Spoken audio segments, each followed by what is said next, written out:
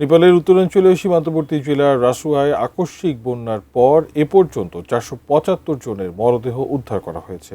তবে এখনও নিখোঁজ অবস্থায় আছেন 1000-এর বেশি মানুষ। এর মধ্যে অন্তত 540 জন বিদেশি নাগরিক নিখোঁজ রয়েছেন বলে নিশ্চিত করেছে কর্তৃপক্ষ। একই স্থানে আবারও পাহাড়ি ঢলের আশঙ্কায় উদ্ধার কাজ ঝুঁকির মুখে পড়েছে বলে জানিয়েছে উদ্ধারকারী সংস্থাগুলো।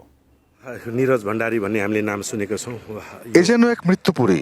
यो उद्धार कार्यमा कठिन भएको স্মরণকালের ভয়াবহ আকস্মিক বন্যায় কাদা ও পানির তীব্র স্রোতে পুরোপুরি বিলীন হয়ে গেছে বহু গ্রাম এবং ব্যস্ততম বাজার এলাকা। কাদা ও ধ্বংসস্তূপের নিচ থেকে উদ্ধার হচ্ছে একের পর এক মৃতদেহ। फिल्डमा खटिरहेका छौँ। নেপাল চীন সীমান্তে বিস্তীর্ণ ধ্বংসস্তূপের কারণে সৃষ্টি হয়েছে বিপজ্জনক একটি কৃত্রিম হ্রদ। এই হ্রদের পানি উপচে বা বাঁধ ভেঙে যে কোনো সময় ভাটি অঞ্চলে নতুন করে আরেকটি ভয়াবহ বন্যা আঘাত হানতে পারে বলে সতর্ক করে দিয়েছে কাঠমান্ডু ভিত্তিক জলবায়ু ঝুঁকি গবেষণা সংস্থা এবং চীনা কর্তৃপক্ষ।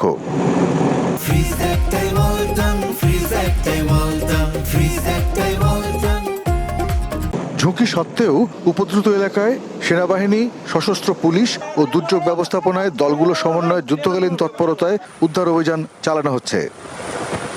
প্রতিকূল আবহাওয়া, দুর্গম পার্বত্য এলাকা, বিদ্যুৎহীনতা এবং সড়ক ও যোগাযোগ অবকাঠামো পুরোপুরি ধ্বংস হয়ে যাওয়ায় কঠিন চ্যালেঞ্জের মুখে পড়েছে উদ্ধার কাজ।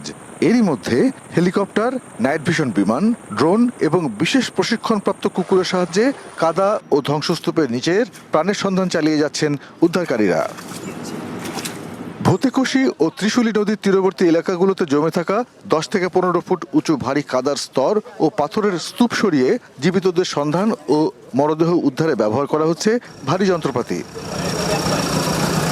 এদিকে নেপালের রাসুয়া, নোয়াকোট এবং ধাংদি জেলাসহ উত্তর মধ্যাঞ্চলের বন্যা উপদ্রুত এলাকাগুলোতে দেখা দিয়েছে চরম মানবিক বিপর্যয়। বাসস্থান, খাবার, নিরাপদ পানি এবং চিকিৎসা সরঞ্জামের তীব্র সংকটে লাখো মানুষ এখন চরম মানবেতর জীবনযাপন করছেন।